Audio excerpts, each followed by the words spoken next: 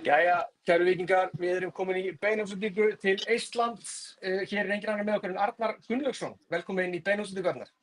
Takk hérlega. Og til hamingju. Hvernig er tilfinningin strax eftir leik? Já, og til hamingju, ég glemdi mér þetta fyrirgefið, en hvernig er tilfinningin eftir leikinn?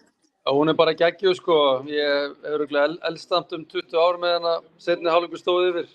Hann var helviti langa 45 mínútur. Þetta voru svona 700 mínútur á Ölveri næstu fyrir okkur sem voru þar, sko. Já, það ekki. Var ekki stemmari á Ölverinu?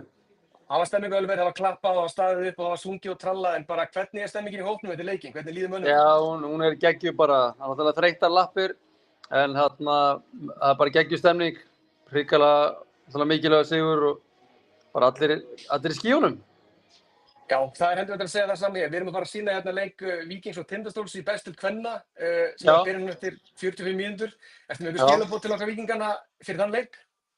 Já, þetta er náttúrulega sigurinn í kvöld, náttúrulega kvöld hjá okkur.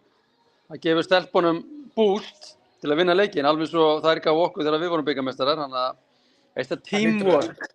Þetta er liðið heldur betur. Má ég segja þetta að lokum?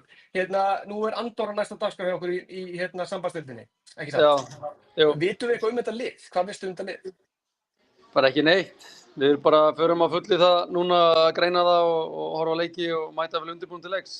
En auðvitað er þetta alltaf bara geggjað að vera komin í umspilið eða playoffið og komast í riðlakeppnina. Þannig að heldur betur. Víkingsvélin heldur áfram, lestin heldur áfram. Já.